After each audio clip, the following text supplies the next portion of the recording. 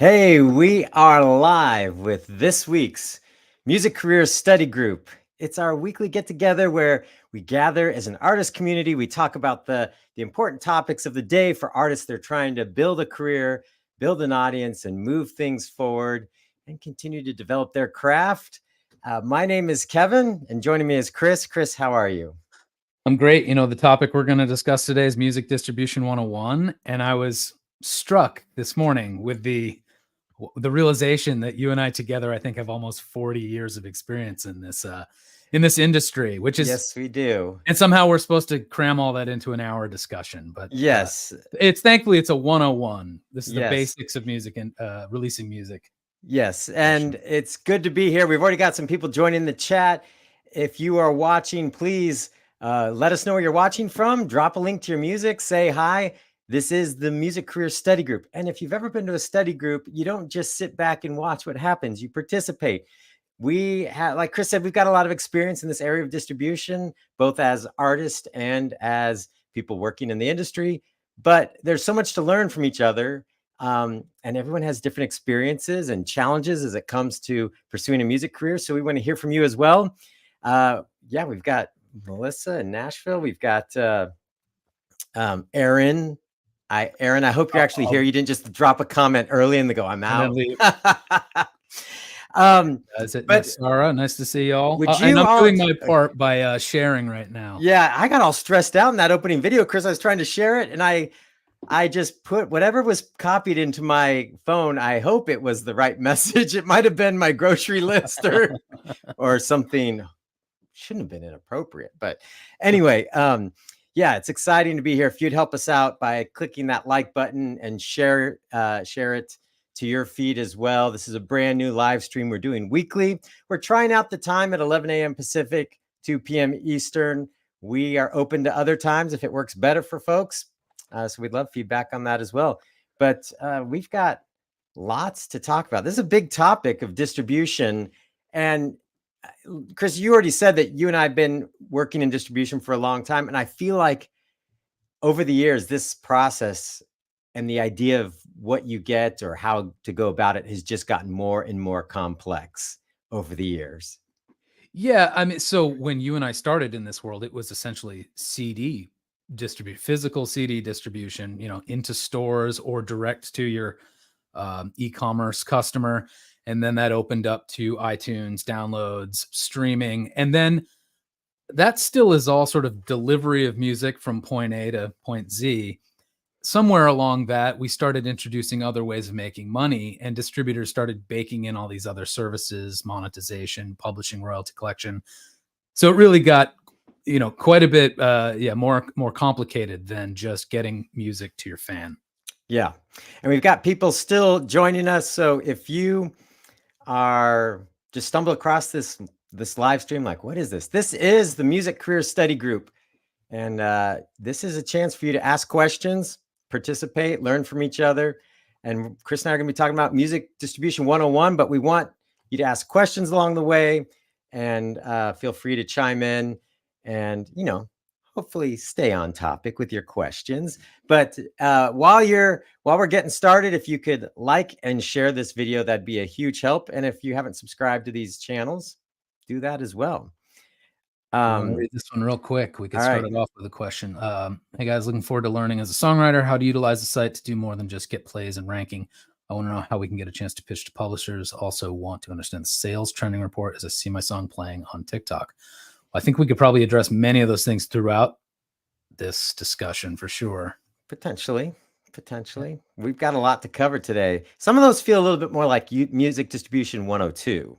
Or music 202 or 201. Well, I don't. It's been a while since college. I don't remember what the different numbers meant. All right, let's dive in because there's so much to talk about with music distribution, and there's so many times where I'm talking to an artist who might be distributing for the first time, and until you go through a process, it's all a mystery. And then even for a lot of us, we're only distributing music like every few months or maybe every year or so. And it's one of those things that when you come back to it, you've forgotten everything. So it's Yeah. yeah. Unless you're one of those artists who's putting things out every 4 to 6 weeks, it doesn't stay in your mind generally. But also, things change pretty frequently. So there's also like things to catch up on between releases usually. Yeah. And so here's some of the things we're going to cover, just so you know. We're going to cover your music distribution checklist, the things you need in order to properly submit your music at a distribution company and distribute it out to the world. Common mistakes to avoid. We're going to dive into that because there are a lot of mistakes that people make over and over again. How to properly credit collaborators. That's becoming more important. In fact, Apple Music just made by October that all distributors have to have more extensive collaboration credits. Credits, So, yeah, metadata. so that's something we'll cover. How to audit and prep your pre-release promotion, and we'll get into some strategically timing your release. Some of those might have to wait for round 2, where we dive into more strategy. But first up, I want to just say, what is music distribution? What does it cover? What does it not cover? Because while you may have distributed music before, I think there's a lot of still misconceptions out there, because the world has become of digital music has become very fragmented. So music distribution gets your music on digital music services. That might seem obvious. And it'll also get you on some social platforms. There's some that accept music. You're probably familiar with them. In most cases, this activity is monetized, but that's not 100% the case on every platform. Some of those social platforms come to mind. But in a general sense, a distributor makes your music available and then collects the royalties earned from usage of your music. Music distribution does not take the place of your performance rights organization like ASCAP, BMI, or CSAC. And depending on where you live, your mechanical royalty collection agency. And then lastly, there are a lot of popular music sites that music distribution does not get you covered at. So things like SoundCloud, Bandcamp, and BandLab, places where artists are sharing tracks, posting tracks, and some of these platforms even allow you to monetize them. I know the BandLab Fridays Bandcamp Fridays have become a huge sales push, where people are selling everything from downloads to merch to vinyl and cassettes and everything in between. So yeah, that's kind of just want to set the table for the conversation, that if you just were brand new to all of this, there's some basics to let you know what you get, what is covered with music distribution. Yeah. So let's take a pause real quick. David saying, how do we get a question to be answered? Just leave it in the comments, and hopefully if it's related to the topic, we can get to it fairly quickly. Spencer's best way to get albums worth of music on iTunes and Spotify, Reverb Nation. Yeah. Included in Reverb Nation membership is distribution. So if you've got an album's worth of material, sign it up. We'll send it to all the relevant platforms for you. And you can use Reverb Nation for distribution with just a one-time purchase for distribution. That's available as well. There's several options. You can distribute a song for as little as $1. And for that level of distribution, you choose the 6 platforms you want. There's other options that get you everywhere. But did you happen to have a link to that? We could drop into. Oh yeah, let me do that. And drop that into the comments if anyone wants to check that out. While we do, Aaron is saying, I think, wouldn't it be great to have one place to collect everything? There are some services that are popping up that to solve that exact problem. And they're still all in the early days. One is called Mogul. Somebody I know from who was part of the Repost network, which SoundCloud bought, and that powers SoundCloud's distribution. He started that. And then there's another one called Mosaic popping up, and that allows you to plug every revenue source into one place. It seems pretty fantastic. I was pretty excited about it when I saw what those companies are doing, because it is a big problem. Like I said from the start, distribution, your average, or not even your average music distribution, just music distribution in general, does not cover a lot of revenue sources, even revenue from your own band website, even a Shopify store, all those things. Some of these services are allowing you to plug those in so you can have one payout portal. So yeah. So a question for you, Kevin. We have prepared a bunch of things we could talk about if we needed to, but there are a fair amount of questions. Do you want to jump into the questions, or kind of Bounce back and forth. Let's dive into our 10 things you need before you release music. Okay. And then we can take a break and take some questions, and then we can hit the common mistakes, because I think we'll answer some of these questions along the way. Again, if you're just joining us, say hi in the comments. This is the Music Career Study Group, and let us know where you're watching from. Drop a link to your music. And if you have a question, just drop it in the comments as well. We scan them and we'll be answering them along the way. So why don't you lead us off? All right. Well, so here's 10 things you're going to need before you release your music. And some of them will sound completely obvious, but bear with us. They're important. First one is good production and good songwriting. So you want to be proud of what you have to put out there, because otherwise you're going to do that thing where you release it and then you're like, ooh, I'm a little shy about this now. And what's the point in that? So have good music that you're proud of. Then you're going to need high quality mastered audio. So don't submit an MP3. Don't do a rough mix. You really want to go that extra mile. Make sure you've got 16-bit WAV files for distribution. Also, you might as well have 24-bit if you have audiophile fans who want those, super good sounding files. And then just as a side note, if you're doing vinyl, you'll want to have a separate master for that. Yeah. So just so people don't think that was all number one. Number one was good production and songwriting, which is subjective, but it's pretty obvious when you have a bad audio track. So making sure that it's good quality, and number two, high quality mastered audio. That'll make sure that your track is riding at the same level as everything else in the mix. Like a lot of people are consuming music in playlists, and you don't want your song to be the one that like the volume drops 10 decibels. Yeah. Which I was listening to a playlist the other day where that happened. I'm like, what on earth happened here? So the high quality master will just make sure that it gives it that nice finishing touch, so it's a professional track. Yeah, the third thing on the list is your songs need titles and your album needs a name as well. Children, if you have lots of kids, you need to name them separate things. And this all again seems obvious, but there are a ton of artists who will do that thing of making this like Untitled 1, Untitled 2, Untitled 3. Now, you might think that's cool from an artistic standpoint. It's not. It's confusing for your audience. The DSPs, the streaming platforms, don't like it because it creates confusion. So really try to name these things all uniquely. Some of those platforms are actually refusing music now that does that. So I think this, again, seems like an obvious point. You need song titles. I think there's some interesting things that happen with music distribution when it comes to some of these things, is that we lived in a physical space for so long that there's a lot of artists now that they've never distributed music on CD, or where that was the main format.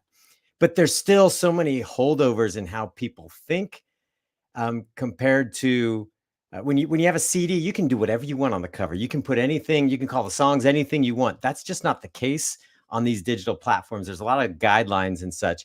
So it's important that take some time, think a little strategically about your song titles.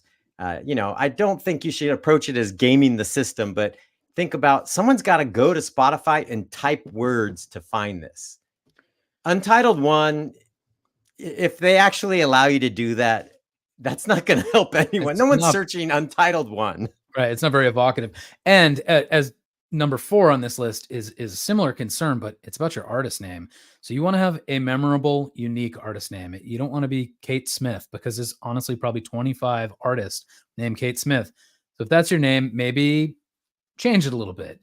Another problem that you have a lot of times I see it most in hip hop. People have all these different monikers. There's like Eminem is also Slim Shady, is also Marshall Mathers, but the releases come out under a single artist name. So don't do the thing where you start evolving your artist name with each release, because then what's going to happen is all your music will be in these separate artist discographies. They're not going to be all grouped together. So choose a name that you're going to be proud to stick with for the long term. Yeah. You would think, again, another one. Yeah, obviously I'm going to have an artist name. I've had artists come up to me and say, do I really have to choose an artist name? Like, yes, you do. But yes, you got to think about it. Again, this isn't just a CD world where you might have fans coming to a show and that's the main way they're finding you. That could be the main way they're finding you, but ultimately your music is going to be on these platforms where people are typing words to try and find you, and then they're getting a result list. And artists with more activity are going to come up higher up on that list. So if you were a new artist, naming yourself something memorable or unique, you don't have to get too crazy, but just remembering those things as you choose an artist name. Chris, we've got people watching from Nigeria, Barstow, California, Walla Walla, Washington. Of course, Aaron. Oh, I think we clicked on the same thing at the same time. Oh. Yeah, I already put that up. I already put some of those up while you were talking. Right. But yeah, if you're watching, say hi in the comments. Let us know where you're watching from, and feel free to ask a question as we talk about music distribution. This is the Music Career Study Group. So if you have some experiences where you're like, I tried this and it worked great, or I did this and it was a miserable failure, both those comments are acceptable and welcome as well, because we're here to learn from each other. And this is a question that we'll answer in just a sec, because it is on our list. We'll get to ISRCs, what they do, how you can get them. So we will get to that. I had a couple thoughts on artist names.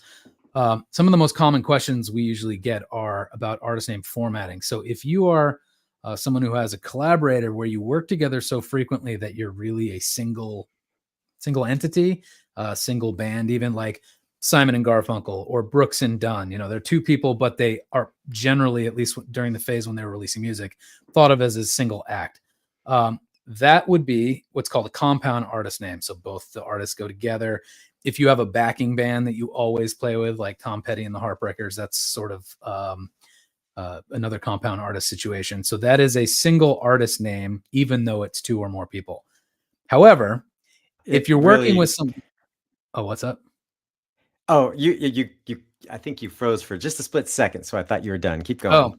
Oh, and I was going to say, if you're making an album with a collaborator where it's really more of a one-off and you're not planning to have a long career with this person, where it's like Robert Plant and Alison Krauss. I know at this point they've made 2 albums, but spread out by 15 years. Those can be 2 separate primary artists that you include on the same release, but not as a single artist name. And then there's more permutations, but that might be more in the weeds than people need to know. Yeah. For now. Yeah. We've got watching from Poland. Hello to Poland. Quick question. Do I need to have a manager or label to start my career? No, you do not. You can upload music and start building a career right now. That's one of the things I love about what we've got going on here at ReverbNation.com. There's a lot of great tools that will help you build a web presence quickly, to help you start promoting your music, building fans, and distribute your music worldwide. So check it out. I forgot to mention, I've got my Topo Chico. This started becoming a thing now. I think I've had one every Music Career Study group now. I have my mason jar of tap water. Of course. So Maine of you, drinking water out of a mason jar. Chris is in outside of Portland, Maine. I'm outside of Portland, Oregon. It's a whole thing. It's confusing. But again, if you're joining us, like and share this video so we can get as many artists in the study group as possible. And we're going to keep on talking about Music Distribution 101. And what do you have next? Well, the next thing is that you want to get your collaborators' names credited correctly. There's a whole bunch of different roles people can have: producer, arranger, remixer, producer. There's a bunch. But anyways, you want to make sure you're crediting them correctly. And if it's a featured artist, you also want to make sure you're doing that correctly. We have an article that will tell you how to do it very easily. But the first step is actually asking that artist if they want to be credited in such a way, because there are some times where people are like, I'm happy to have helped you, but I don't actually want this on my profile. So make sure you have their permission and consent first. If so, list it correctly. Are you laughing at me or a comment? No, I'm laughing at the comment. You probably didn't see the comment I saw. Someone said that's moonshine you're drinking. Wow. That would be an impressive amount of moonshine. Yeah, actually, Chris, one time as a gift, a different company sent Oh, me that's right. some I was there. moonshine, and it did come in mason jars like that. Yep. So, and I opened it up, and it felt like I could like take the paint off the walls or something. It was so strong. They either sent some to me too, or you shared I yours with shared it mine. because no Okay. one needs 3 mason jars full of moonshine. Um, But you bring about collaborators, that you bring up a good point, and I think this is one of the things, especially if you were new to music distribution. I don't think we have a slide with all the different collaborator types up, but we do have an article. yeah, Do you I'll have a find link that to that article. article you can drop in the comments? That this is going to be more important than ever, and it's one of those things. And even now, I've distributed lots and lots of music. I always go, "Oh, I'll remember who worked on that. I'll remember who did this." But there's a lot of different roles and things that happen over the course of your music being recorded. I mean, you might be recording, mixing, mastering your music all yourself. That's pretty easy to remember. You did it all. You're all the roles. Um, but when you're doing a recording studio, and it's like there might be an engineer who comes and engineers one day, but then he doesn't engineer the rest of the week, and you forget him or her or whoever it is. You Mhm. need to credit these people properly. Uh, and so having like a little Google Doc or something where in the studio you can just start tracking, like write down this information. It doesn't need to be cumbersome. It doesn't need to be like this whole thing, but just making sure you're writing this stuff down in the process of making your music will make distribution so much easier, because you're going to get asked for this stuff. And especially how artists were typically waiting till the last second to distribute, and then you need all this information and you're scrambling to get it, and now you're missing your release date that you wanted because of it. Yeah, one question I want to get to because someone else referred back to it. Raw Beats Banjo Tribe sounds like an interesting band.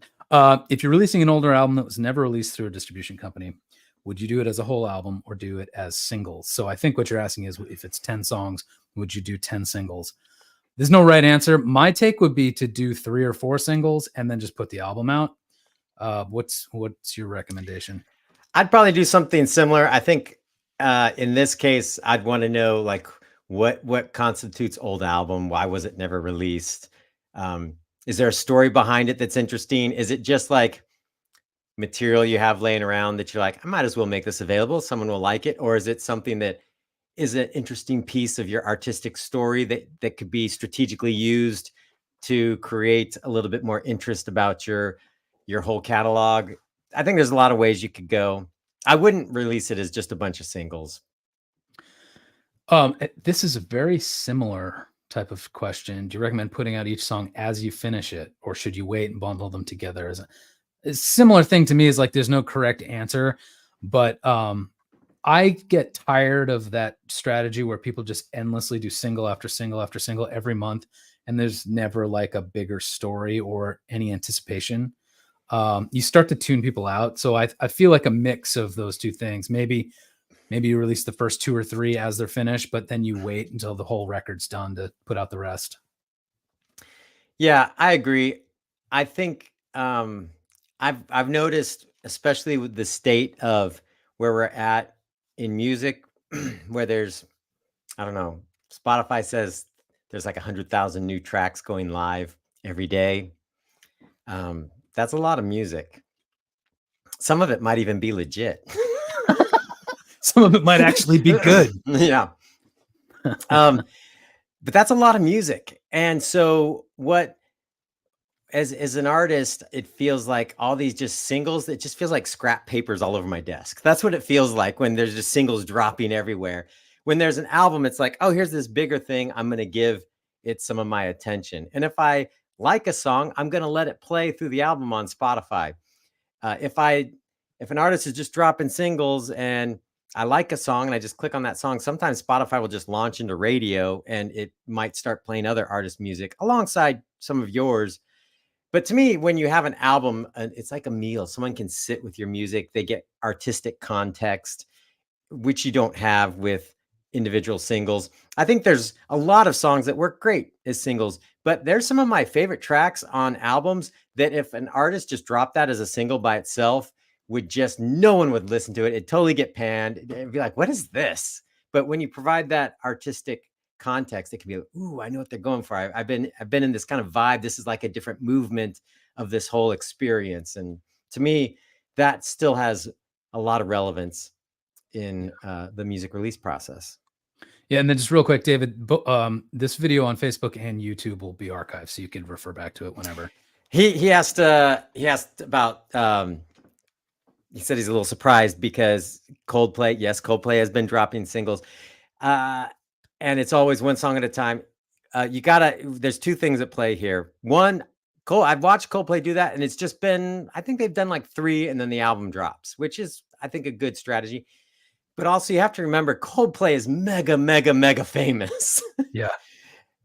They can do things that won't work for independent artists just because the fame will make up for it. If it's a bad strategy, they're still going to win.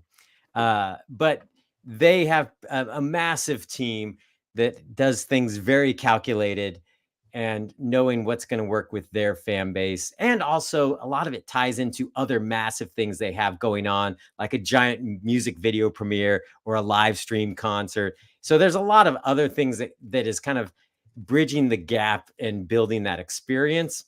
Ultimately, I think what they're trying to do, and I think what independent artists should do, is use singles to build anticipation to the experience of the album. And you have a lot of things to talk about. And it's not just always the same thing over and over again. The next thing on our list, our checklist of things you're going to need, is cover artwork for, even if it's just a single. These digital music platforms require that each of your cover art be different. So if you're doing 3 related singles, they all have to be slightly different covers.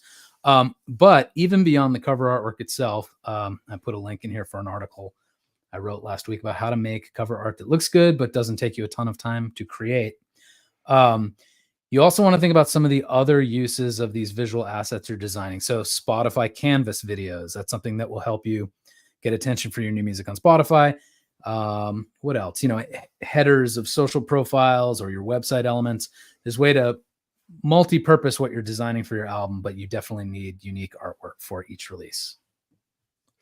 Yeah, I was trying to show a comment and I clicked on the wrong one. Yeah, Aaron Group saying that the 3 singles thing is working well for him. Just wanted to show that.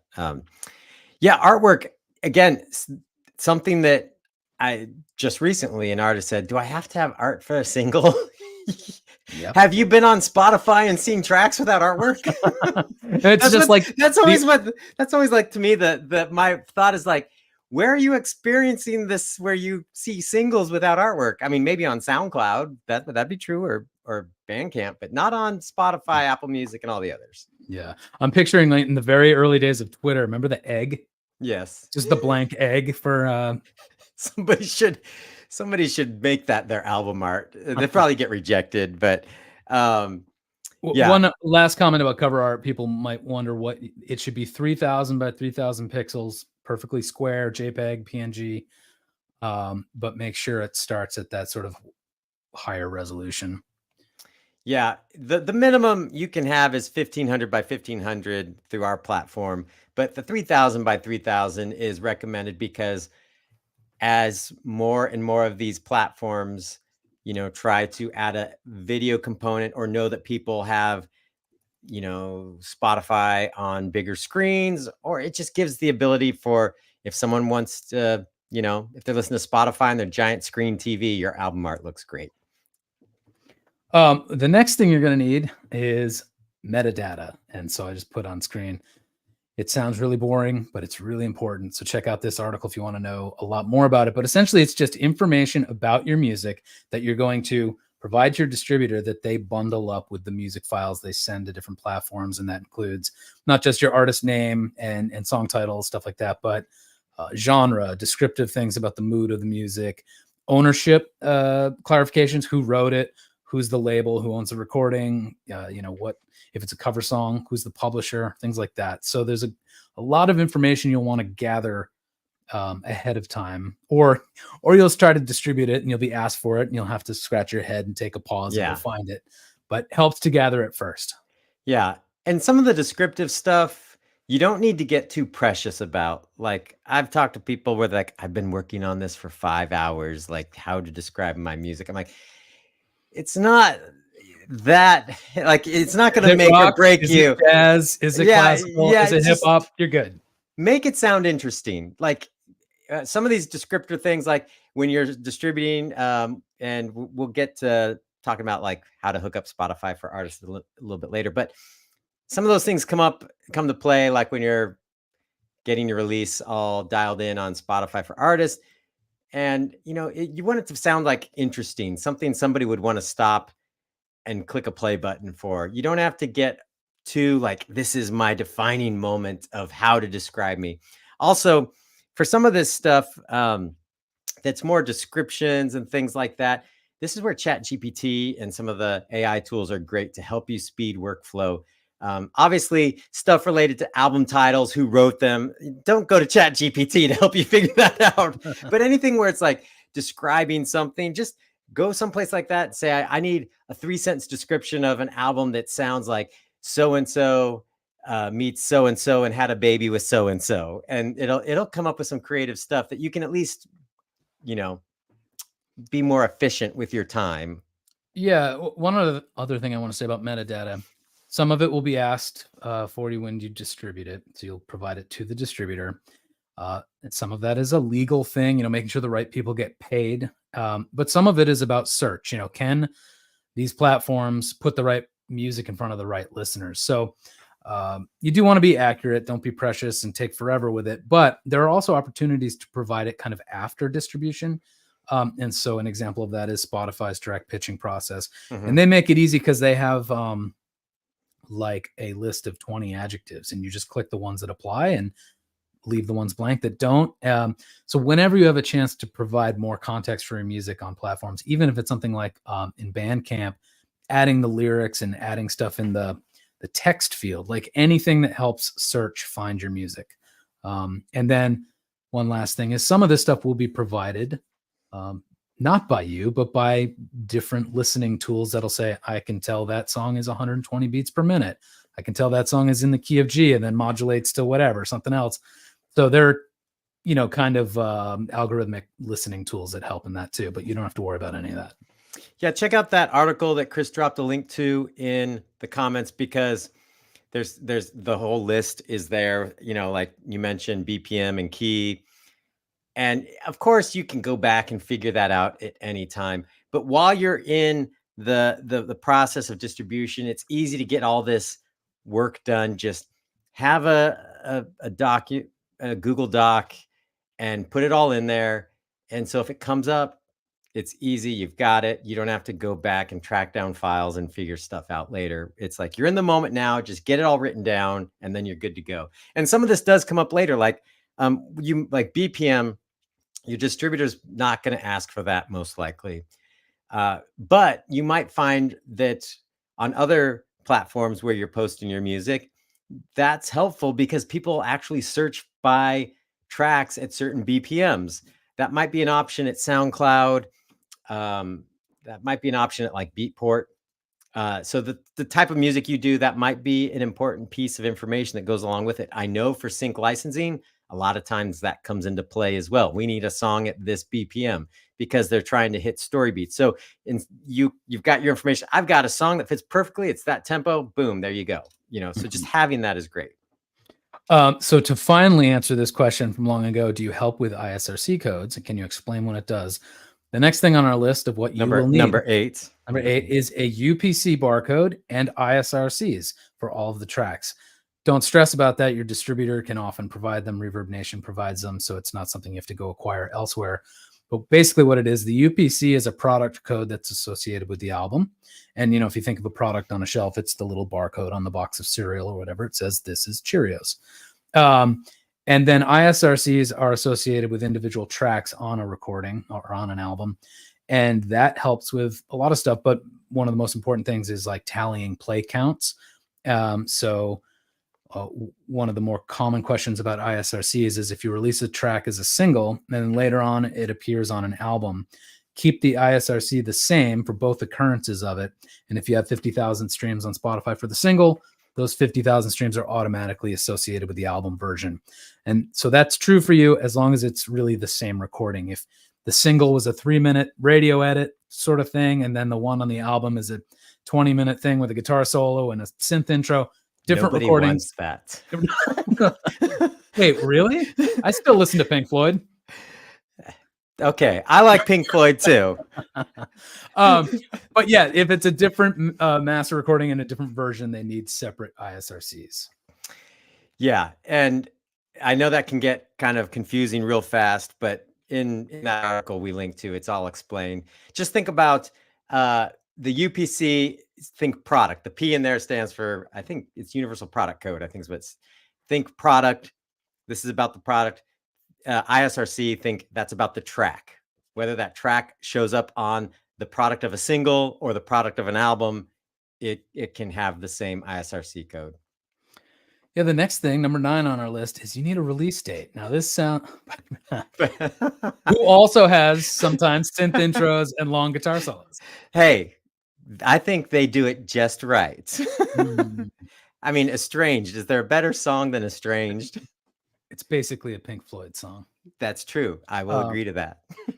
So number 9, yeah, you need a release date, and that might sound obvious, but this is a really crucial thing for you to decide, because if you finish this track you're excited about and you sign it up for distribution and you want it out by next Friday, your distributor may be able to do that. It's not a technical problem, but in rushing it that way, you miss out on all kinds of opportunities. Spotify's pitching process, for instance, getting your song in front of their editorial team or included on algorithmic playlists. You're going to miss that in most cases. And there's a bunch of other reasons why you want to build in a window of time to kind of generate interest and make sure you're not rushing. So don't rush.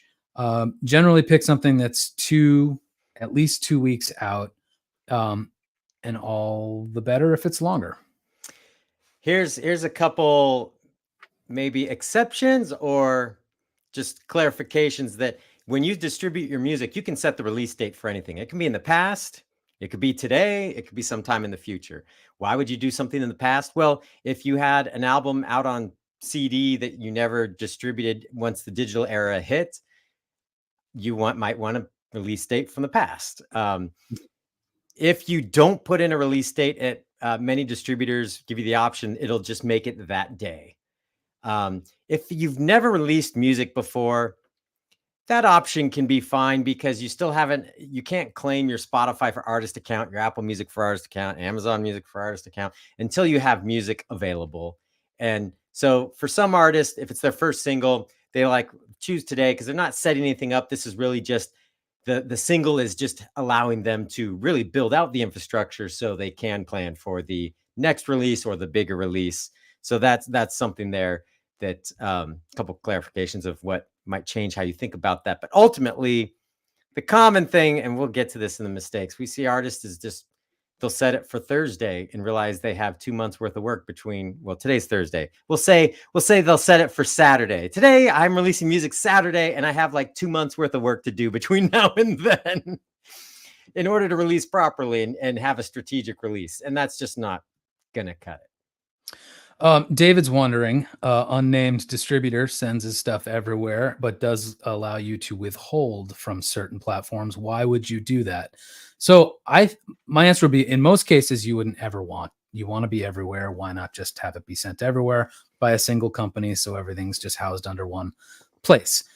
The exception to that would be you may have signed a distribution deal or a label deal for a particular region or for a particular platform. So maybe some European label has the European Apple Music rights or something. This is very rare, but that would be a case where you have the right to distribute it everywhere else. You sign up for everything and then just click the box to not send it to whatever platform is in question. But again, super rare exception. Yeah, the something that could pop up for folks that I've seen it where someone signed with a label in Japan and it covered the territory of Japan and they might need some things, territorial wise. That's probably that's an edge case for most of us. For most people, you just want everything, just make it everywhere. Yeah. Oh, so well, the last question we have on our list of 10 things is choosing the right distributor. We do have another list we can run through as well about all the platforms and dashboards you want to claim in advance of releasing music. But how would you choose a distributor? Besides the simple answer of use Reverb Nation, which is, of Yeah, course, yeah. true. I mean, I think the choice has been made. Look, there's lots of different options out there. I think with whoever you use, really understand how it works. There's some distributors out there that it seems extremely cheap up front, but when you get in and start paying, you pay the subscription, you realize, oh, that really cheap thing was like um, a car that only had a frame and some wheels, but I wanted the whole thing. Uh-huh. And you're going to pay a whole lot more to get everything that you thought you were getting. Most distribution companies, it's pretty transparent and clear what you're getting for distribution. It really breaks down into two models. There's a subscription model, and then there's a one-time fee model. They can both have benefits. Some let you keep 100% of your royalties, some take a back end. But ultimately, find a company that you feel like is good to work with. What I think is amazing about since we're all friends here, this is the Music Career Study Group. By the way, if you're just joining us, feel free to like this video, share it, leave a comment, tell us where you're watching from. The thing I love about Reverb Nation distribution, the sign-up process is lightning fast, and we actually respond to emails like within Very 24 quickly. hours or less. And Chris and I, if you looked at our social media inboxes, there would be a lot of frustrated artists who have said, I've been emailing distributor X for months and gotten zero responses, and now my release is screwed. It's a waste. I'm so angry. That won't happen at Reverb Nation. And Yeah. plus, now you know where Chris and I are, and you can come harass us.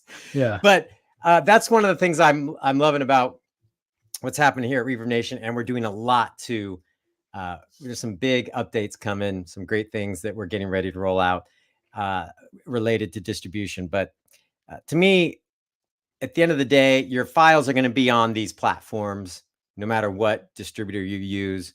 There are some, considerations on how the money works, different models. But ultimately, it's like, who's actually going to help me? Who's going to be there? Because your distributor is really a part of the team. There's a lot of things that happen in the distribution process or after the distribution process where you might need to get in touch with them. And if they're not willing to respond to your emails, that just is a bummer.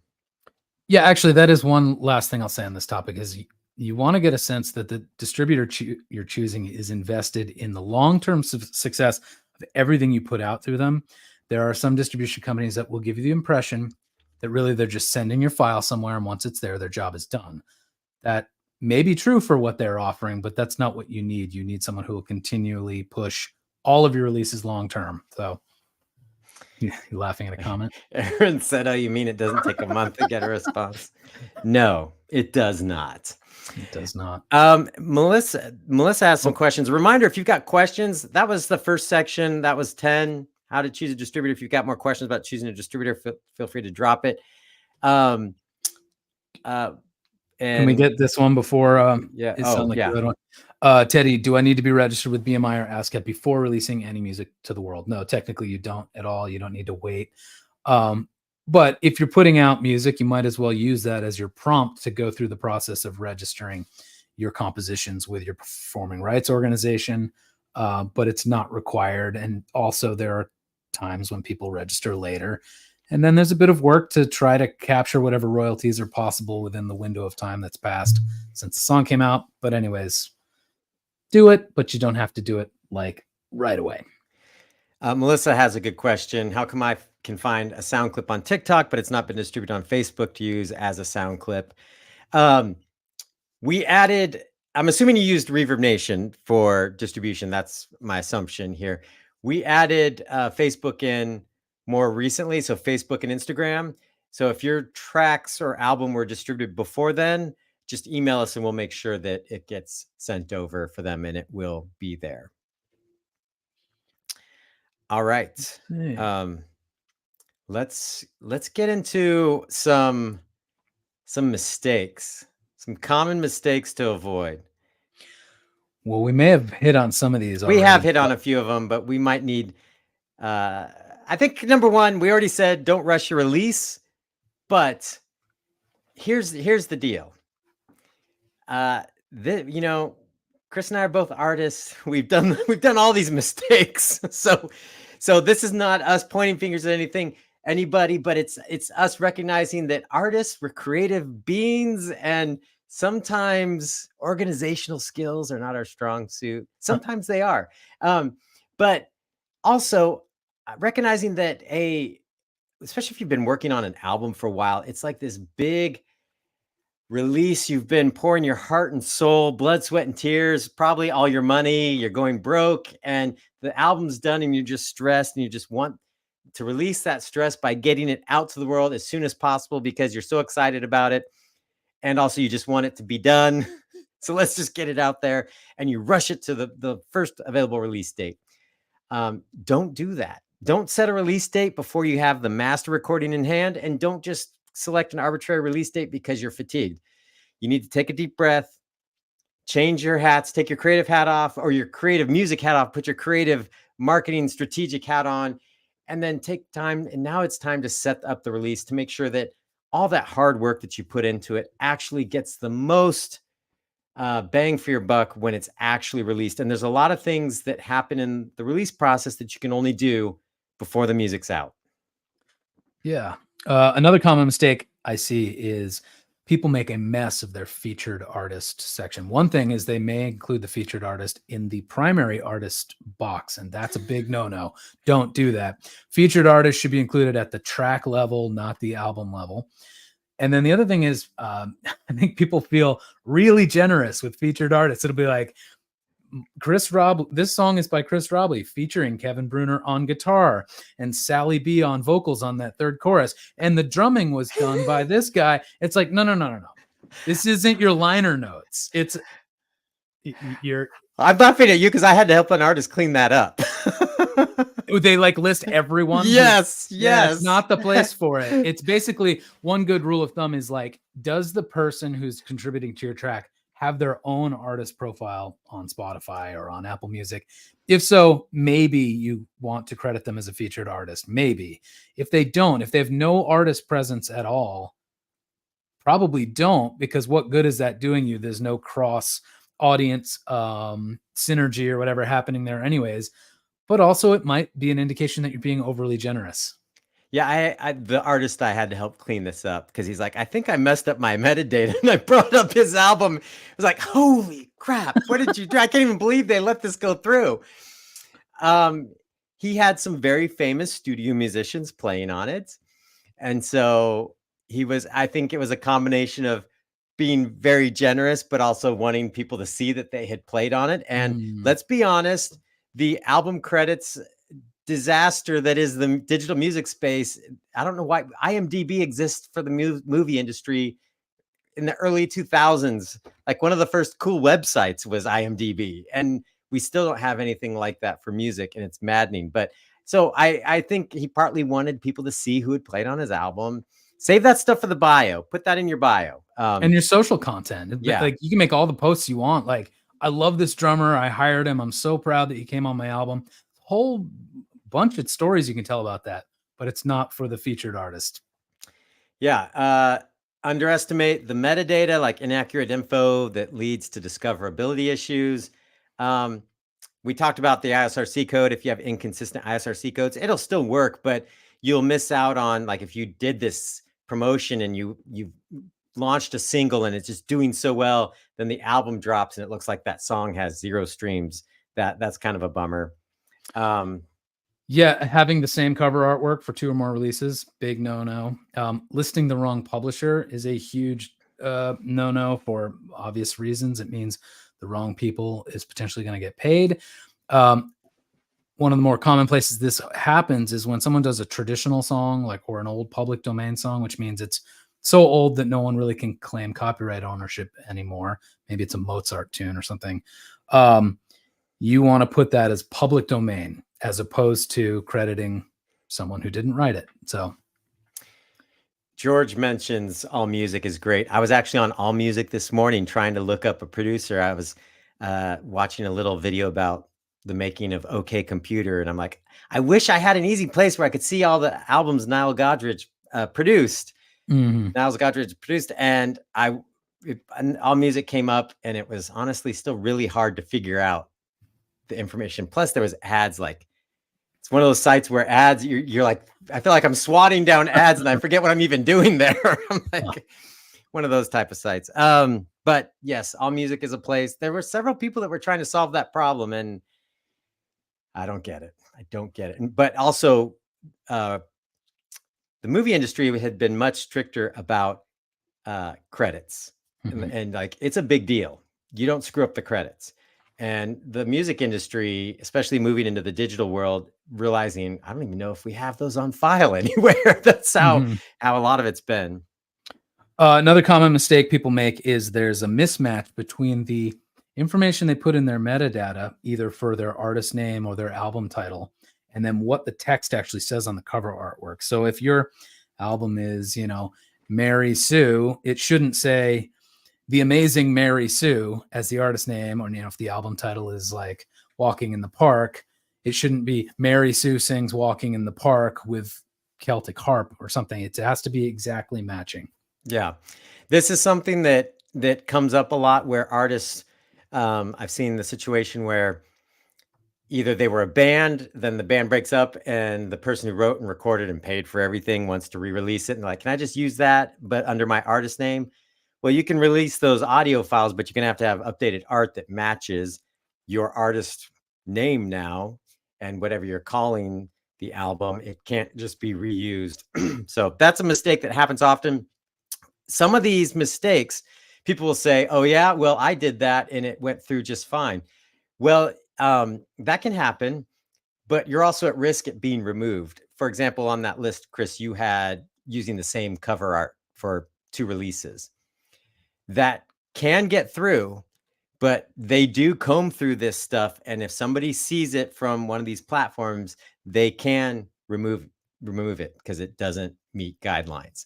So that's one of those things where following the guidelines is the best practice there is. Here's a question. Basically, is there a best time of year to release music? I think my quick answer would be almost any time of year is fine, unless it's the holidays, like Thanksgiving through Christmas. I mean, Kevin, you might disagree with me. No. Oh, no. Okay. Just so much of listener attention, at least in the West, goes to Christmas playlists, and people's minds are really not focused on discovering the hottest new track from their favorite original songwriter or artist. So, let's say it's early November and you're thinking of releasing it by the end of the month. That might be a case you should wait 2.5 months. Yeah. I mean, your audience may vary. That's one thing your audience is always something to consider. Who is your audience?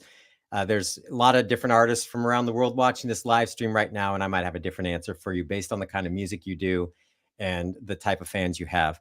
But in general, it's funny because in the old school industry, that, if you're not familiar with, in America, they call Black Friday the Friday after Thanksgiving, which is always the last Thursday in November. Between then and Christmas, it's just like consumerism mayhem. And when you were trying to sell CDs or even gift cards for downloads, that was a very desirable release date.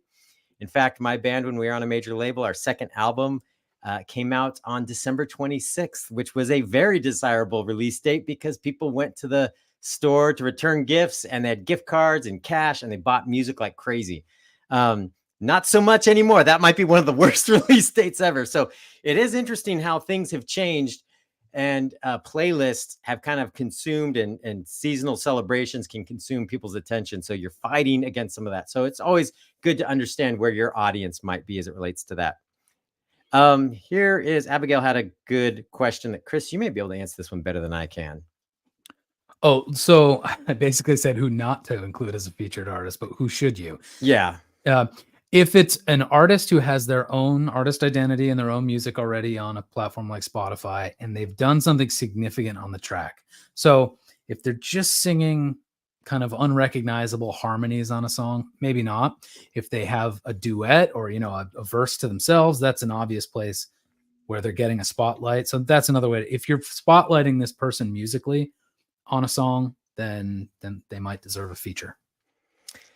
Yeah, it's something to look into if you're collaborating with a lot of people, because there's ways you can do it where it's very beneficial to both of you. There's some ways you can do it where it doesn't show up on their profile as well. And so just understanding and making sure that they are really the featured artist and you credit properly. Yeah. So one other way to state that, I think, is that imagine you're a listener who's already aware of like the stylistic quality of this particular musician or singer. Would they recognize that person in your song? And so for me, like we were talking about Pink Floyd earlier, if I heard a song that had a guitar solo, I probably could say that's David Gilmour. So if it's similar for a singer, a guest verse, a saxophone player, whoever, if they have a recognizable stylistic quality on your song, maybe they deserve a feature. Yeah, they make an artistic contribution, and that most likely they have their own artistic identity that is being shown through on what they're doing on your track. That's probably like, if it's just some guitar player that's in another band, but he just played rhythm guitar in the background, it's not really a feature. It's kind of like, that's not really a featured artist. But anyway, this one is not related to distribution necessarily, but just creating music in the first place. So I would point you to an incredible mobile app called BandLab, where they have a trillion different tools to help you record music, to help you get started on inspiration for songs. If I don't know where you're at in terms of your musical skills, but if you don't play an instrument, you can sing into your phone and it will convert that into notes, which you can then choose instrumentation. You could turn that into a violin or a synthesizer or a bass. So it's a way to produce really great sounding music with nothing more than your phone. So I'd start there. Yeah, and BandLab's a sister company. Chris and I work both for BandLab and Reverb Nation. But yeah, check it out. It's amazing, amazing tool. Here's a good one from Lift Him Up. How can I use Reverb Nation for my distro? Please send me info. I've been on Reverb Nation for years and didn't know this. Yeah, it's a little buried, but there's some big updates coming very quickly. Well, it'll be much more obvious that Reverb Nation does distribution. We've been working hard behind the scenes, but we're currently, if you go to the top nav, is it tools? I don't have the website in front of me. I'm getting it right now. In there right now. So if you are a premium member, you actually get free distribution, a couple releases a year. Update on that coming soon. That's all I can say. And so you may already have access to that, or you can just buy distribution as a one-time purchase regardless. And it starts as little as $1 per song. So check that out. It's really good. Links now in the comments, but I put it here. That's where you can learn more. Yes. Well, I think we made it through. Did we make it through all our? Oh no, there's a couple more we can hit real quickly. You mentioned listing the wrong publisher. Oh wait, no, did we? Oh, well, I think the last thing on the list is sort of skipping out on your pre-release promo checklist as well. So a lot of what we talked about today is like what you do in your distribution dashboard and preparing to release the music. Once your distributor sends the music to various platforms ahead of its release, there's a window of time where you can often go into those dashboards like Spotify for Artists, Amazon Music for Artists, a whole bunch more, and do things to boost your music there, to further describe it, to pitch it to their editorial teams. Refresh your profile. Maybe it's been 3 years since you added a new photo to Spotify for Artists. Now's the time. So there's a lot of stuff like that you can be doing as well. Aaron has a question. When will the podcast come out? Aaron, some questions just don't have answers. Hey, do we want to hit that list real quick, or do we want to save that for another one? The one that things to claim. Can we? I can post it in we can go through it. You want to? Do we have time? Can we do it quickly? Yeah. Before we do that, Reminder, this is the Music Career Study Group. If you've just been joining us, feel free to drop a question. We'd love for you to like and share this video. We've been doing this weekly at 11 a.m. Pacific, 2 p.m. Eastern. And hey, for October, can we tease? Is the thing official for October? It's official. Okay. For October, we have a 4-part series that Rick Barker is going to be joining us, and it's going to be fantastic. If you're not familiar with Rick Barker, he was Taylor Swift's first manager, really helped start her career, but he's just an amazing marketing mind, and he will inspire you to really get serious about setting up releases, taking your fan interaction serious, really getting organized on that front in a way that feels like it has forward momentum and you're not just wasting your time doing stuff other than writing and recording music. So it's going to be a really great series. I'm excited about it because I know I'm going to learn a ton too. I met with him yesterday to talk through sort of his outline, and I'm psyched because Rick is one of those people who gives a lot of tough love. He's like a no BS type person, but I always hear it as very motivational and not like deflating. And he's got this great mixture of like timeless marketing wisdom, which of course he applied to Taylor Swift's kind of early foundational part of her career. But then he's also really curious about all the latest things, the latest trends, the latest tools. So he's a good mixture of like, yeah, timeless principles and then always being on top of the latest stuff. So it's going to be great. Yeah, I'm really looking forward to that one. All right, let's hit that list, Chris, real quick of what is it called? The article is, which I've shared in the okay. Comments. Wait, don't release your next track until you've claimed these 12 music accounts. Yeah, the article's there, so you can click on the link and follow along, but we'll run through some of them very quickly. The ones that, yeah, go ahead. Well, number one on the list, get your Spotify for Artists account claimed and refreshed. When you're in there, upload Canvas. Think about whether you're going to do the direct pitching process. If you want to do an advertisement thing like Marquee, there's a lot to do in there to claim that account. Apple Music for Artists and Amazon Music for Artists are number 2 and 3 on the list. They've both got some cool things you can do. In Apple, there's you can see how many people are Shazamming your music. You can see how many people are playing it on terrestrial radio around the world. Amazon has a editorial pitching process you can do. And for them, you can actually do it up to 2 weeks after the song has been released, which is different from Spotify, where it needs to be at least 7 days before. Yeah. And one thing to note, in order to claim your Spotify for Artist profile, we already mentioned you got to have a track released.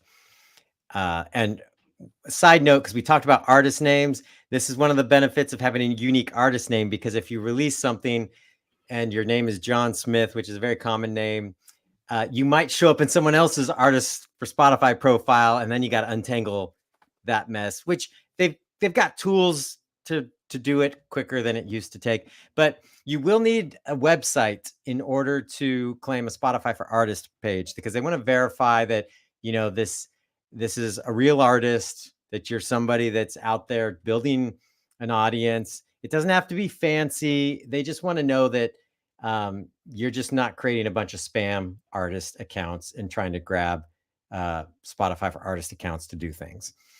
So you'll need that, but the process is happening really fast. Like my friend just did it, took 24 hours. So that's fast.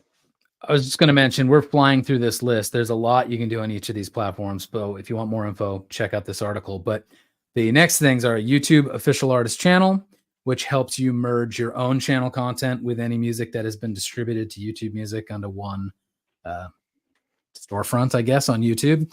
Deezer for creators is a cool platform to claim. Pandora Amp. I feel like Pandora gets ignored a lot, and it shouldn't, because they have incredible tools that you can use to literally talk to your listeners. You can record voice messages and target the people or the geographic regions where they'll hear your message. You can serve it up before the song, after the song. That's just one of their many tools. So get your Pandora Amp account. Should mention, since we have international folks watching this, that Pandora is only available in the United States. For listeners, but I believe... Oh, yes, you're right. Correct. I believe any artist can claim the account to engage with their listeners in the U.S. Yes, they're correct. So Tidal Artist Home, that's Tidal's version of their dashboard.